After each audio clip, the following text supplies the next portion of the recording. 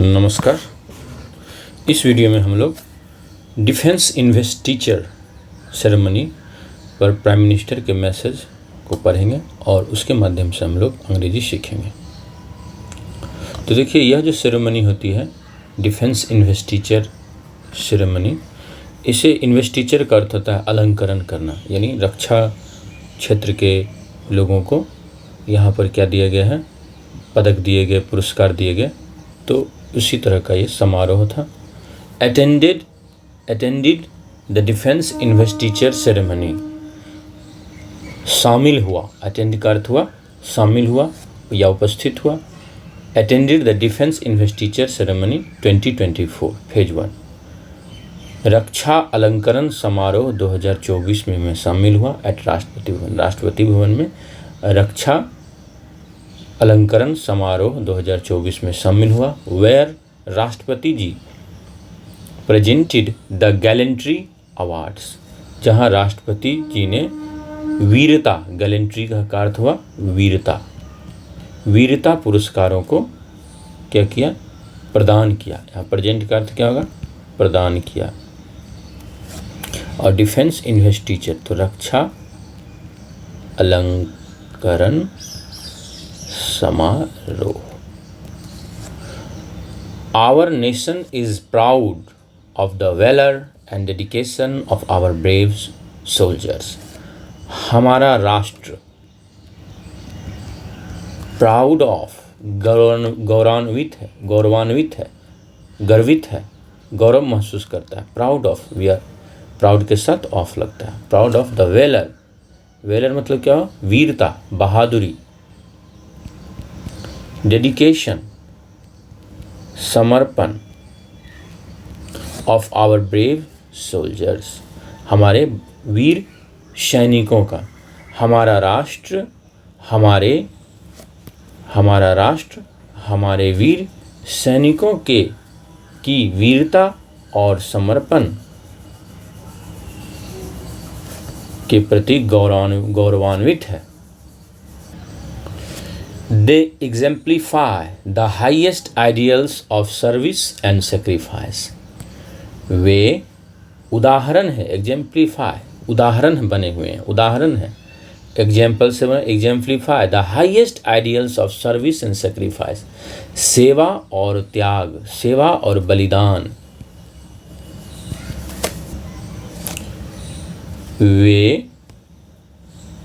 वे सेवा और बलिदान के उच्चतम आदर्शों के उदाहरण है। Their courage will always inspire our people. उनका साहस हमेशा हमारे लोगों को इंस्पायर करेगा, प्रेरित करेगा। इंस्पायर, प्रेरित करना, करेज, साहस। तो आइए अब हम लोग कुछ शब्दों को विस्तार से जान लेते हैं। अटेंड से हुआ उपस्थित होना। तो अटेंड का अर्थ क्या हुआ, बी प्रेजेंट, उपस्थित होना, कहीं पर उपस्थित हो। और अटेंड का अर्थ यह उपस्थित होने के संदर्भ में है। पे अटेंशन देने से भी है, ध्यान देना, उस संदर्भ में भी प्रयोग होता है। किसी के साथ होने से भी होता है, अकम्पनी। अटेंड से ही बना है अटेंडेंट, जो किसी व्यक्ति की मदद करने के लिए सहायता करने, सहायक के रूप में रहता है, वो अटेंडेंट है। इसी से बना है अटेंडेंस। तो अटेंडेंट हो गया कोई असिस्टेंट, सर्वेंट या कोई भी सर्विस देने वाला। और अटेंडेंस हो गया जब आप कहीं पे उपस्थिति बनाते हैं, जैसे स्कूल में होता है अटेंडेंस रजिस्टर होता है, आप स्कूल में अटेंडेंस बनाते हैं। और यहीं से फिर मिलता जुलता वर्ड है अटेंशन, सावधान रहना, नोटिस करना, किसी चीज़ पर ध्यान देना। और अटेंटिव जो किसी बात को ध्यान से सुने वो अटेंटिव होता है, और इसी से बना है अटेंटिवली, यानी किसी बात को अगर ध्यान से आप सुनते हैं, listen to me attentively, I want your attention. Attention मतलब होता है ध्यान, अटेंटिव क्या हुआ, ध्यान मग्न होकर सुनना, और अटेंटिवली हुआ एडवर्ब है इसी का। अब हम लोग अगले शब्द को देख लेते हैं, अटेंडेड द डिफेंस। तो डिफेंस का अर्थ हुआ रक्षा करना, किसी को बचाना, सेव करना। डिफेंस का वर्ब है डिफेंड, डिफेंस हुआ रक्षा, तो रक्षा arm forces, our defence forces, defence minister, defence preparedness, रक्षा तैयारियां, डिफेंस रिसर्च, रक्षा अनुसंधान। डिफेंड का अर्थ हुआ रक्षा करना, वर्ब इसका ये है। कई बार आप अंग्रेजी में यह भी देखते होंगे डिफेंस, तो ये दोनों सिमिलर वर्ड ही हैं। अमेरिकन इंग्लिश में डिफेंस यूज किया जाता है। अब डिफेंस से ही बना है वर्ड डिफेंसिव, रक्षात्मक।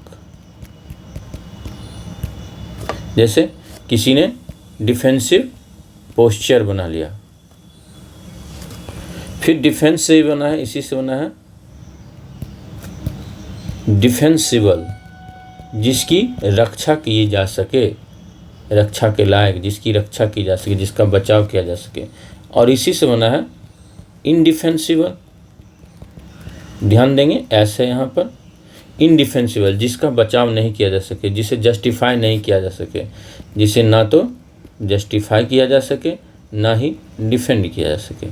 तो अगर जस्टिफाई भी नहीं, कोई बात है, किसी ने ऐसी बात कही कि उस बात को डिफेंस नहीं किया जा सकता, तो वो क्या हो जाएगा, वो हो जाएगा इनडिफेंसिबल।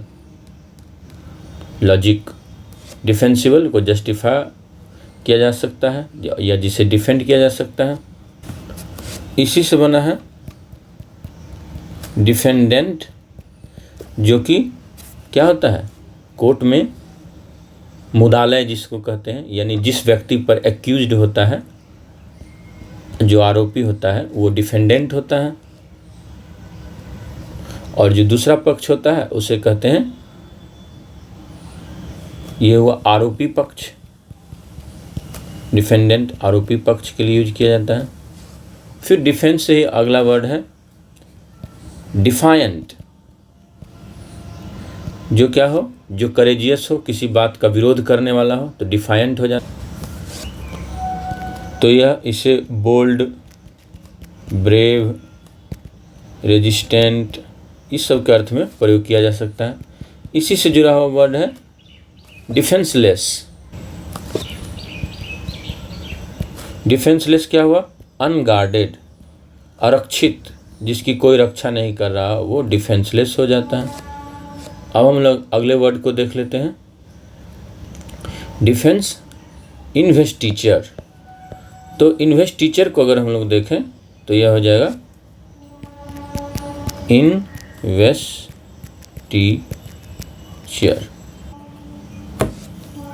इसका अर्थ क्या हुआ, अलंकरण।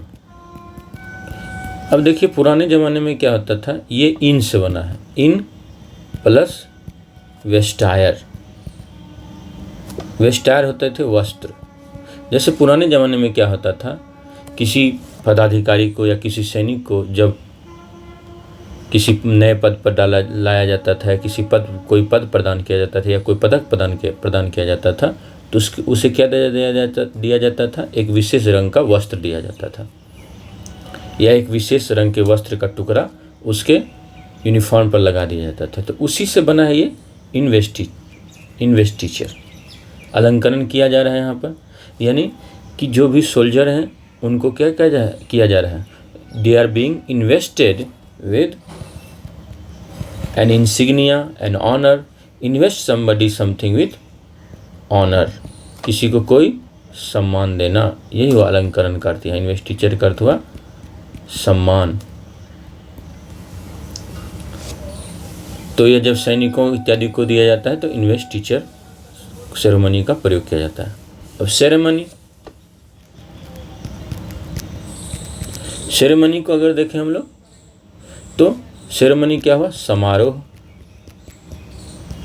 कोई धार्मिक समारोह भी हो सकता है, कोई फॉर्मल आयोजन होता है, कोई औपचारिक आयोजन होता है, तो उसके लिए ही सेरेमनी वर्ड का प्रयोग किया जाता है।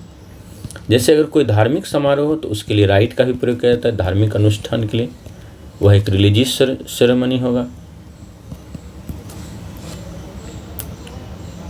अब जैसे हम लोग पढ़ते हैं कभी कभी कि president is a ceremonial post, वो क्या है? फॉर्मल पोस्ट है, औपचारिक पोस्ट है, समारोहात्मक पोस्ट है, यानी केवल समारोह के लिए, केवल सम्मान के लिए, दिखाने के लिए वो एक बहुत ही बड़ा पद है, लेकिन उनके पास उतनी बड़ी शक्तियाँ नहीं है, क्योंकि उनके कार्य जो है कौन करता है? तो राष्ट्रपति के कार्य जो है, यानी एग्जीक्यूटिव के प्रधान होते हुए उनके सारे कार्य किनके माध्यम से होता है? प्राइम मिनिस्टर और उनके काउंसिल ऑफ मिनिस्टर्स के द्वारा किया जाता है। अब हम लोग आगे बढ़ते हैं। गैलेंट्री किस चीज से बना है? गैलेंट्री बना है बहादुरी, वीरता। गैलेंट से बना है ये, इसका अर्थ हुआ वीर, ब्रेव, इंट्रेपिड, बहादुर, तो साहसी, तो गैलेंट्री हुआ वीरता पुरस्कारों के लिए गैलेंट्री का प्रयोग किया जाता है। अब अगला वर्ड ले लेते हैं हम लोग, वैलर क्या हुआ? वैलर भी सेम मीनिंग है, वीरता। तो वैलर को हम लोग कह सकते हैं बहादुरी, कि मुश्किल आ गई तो उसके सामने बहुत ही डटकर जो लड़ते हैं वो उनको क्या कहा जाता है? उनको कहा जाता है कि उनमें क्या है? वैलर है, वो वैलरस है, VALOUROUS। तो वैलरस, VALOROUS, वैलरस, OUR नहीं बल्कि ROUS, वैलरस। तो वैलरस क्या हुआ? वो वीर कहलाते हैं। ये वीरता जो है कहाँ पर, किस संदर्भ में आमतौर पर यूज की जाती है? ये वार, बैटल, इसके संदर्भ में इसका यूज किया जाता है। अब वैलरस के बाद, वैलरस से ही जुड़ा हुआ और क्या बोल सकते हैं हम लोग कि करेजियस, मिलता जुलता वर्ड है करेजियस। तो ये बोल्ड, इंट्रेपिड, ब्रेव, डाउंटलेस। तो वैलर के लिए बोल्डनेस, इंट्रेपिडिटी, डाउंटलेसनेस, इस तरह से आप यूज कर सकते हैं। ब्रेवरी, ब्रेव से बना है ब्रेवरी, तो ब्रेवरी जो है वो वैलर के लिए यूज कर सकते हैं, ब्रेवरी। आगे हम लोग पढ़ेंगे, अगला वर्ड हम लोग ले लेते हैं वैलर एंड डेडिकेशन। डेडिकेशन का अर्थ कहा किसी काम के प्रति समर्पित होना, डेडिकेट हो जाना, पूरी तरह अपनी एनर्जी को उसमें लगा देना। ब्रेव उसी से मिलता जुलता वर्ड है जो हमने वैलर देखा और इंट्रेपिड देखा, करेजियस देखा और हमने डाउंटलेस देखा, वो सब उससे जुड़ा हुआ वर्ड है। हम लोग अगला वर्ड ले लेते हैं एग्जेम्पलीफाई। अगर एग्जेम्पलीफाई को देखें तो यह किससे बना है? Become a typical example, be a typical example of, यह क्या आता है? Be a typical example of. ये किससे से बना है? आसानी से आप समझ सकते हैं, ये एग्जाम्पल से बना है, किसी चीज़ का उदाहरण बनना। जैसे किसी ने ऐसा काम किया, एग्जाम्पलरी करेज, किसी ने अदम्य साहस, ऐसा उदाहरण के जैसा साहस, जैसा कोई उसके जैसा किसी ने नहीं दिखाया, तो उसके लिए हम लोग कह सकते हैं ही proved his mettle by showing exemplary courage in the battlefield। उसने क्या किया? अपने विशिष्टता को, अपने महत्वपूर्ण होने को दिखा दिया। किसके माध्यम से? अपने एग्जेम्पलरी करेज के माध्यम से, अपने ऐसे साहस के माध्यम से जो कि एक उदाहरण बन गया। तो एग्जेम्पलरी इसी संदर्भ में प्रयोग किया जाता है। अब हम लोग लास्ट वर्ड ले लेते हैं, वो है इंस्पायर। इंस्पायर क्या हुआ? इंस्पायर मतलब किसी क्या कहते हैं, प्रेरित करना। तो इंस्पायर देखिए, इन और प्लस इंस्पायर से मिला हुआ है, तो इसका मूल है इंस्पायरेर, इस यानी हुआ ब्रेथ, ब्रीथ करना, सांस लेना। तो किसी में सांस डालना, जब किसी में आप सांस डालते हैं तो आप उसे क्या करते हैं, उसे आप प्राण डाल देते हैं, एनिमेट करते हैं उसे। आप उसे क्या करते हैं, आप एक तरह से उसे फिर से जीवंत बना देते हैं, एनलाइवन कर देते हैं आप उसे। आप उसमें नई ऊर्जा भर देते हैं, चीयर कर देते हैं, प्रसन्न कर देते हैं। तो इंस्पायर का अर्थ होता है एक तरह से किसी को प्रेरित करना। और जब कोई आप जिससे प्रेरित होते हैं वह क्या होता है आपके लिए, वह होता है इंस्पिरेशन, आपके लिए होता है प्रेरणा। और जैसे किसी ने कोई इंस्पिरेशनल बात कही तो आप कहते हैं, किसी ने प्रेरणा देने वाली बात कही तो उसे कहते हैं इंस्पिरेशनल। जैसे प्रेरक, जैसे inspirational stories, inspirational talk, inspirational speech. तो उम्मीद करता हूँ कि इस वीडियो में आपको बहुत कुछ सीखने को मिला होगा। अगर आपको कुछ सीखने के लिए मिला है तो ज़रूर इस वीडियो को लाइक कर दें, इसे आप शेयर करें। चैनल को अगर आपने सब्सक्राइब नहीं किया है तो इसे सब्सक्राइब कर लें, और अपने कमेंट से के माध्यम से आप यह बताएं कि आपको अधिक पढ़ने के लिए, पढ़ाई करने के लिए क्या इंस्पायर करता है, क्या इंस्पायर करती है, या कौन इंस्पायर करता है। बहुत बहुत धन्यवाद। अपना ख्याल रखें।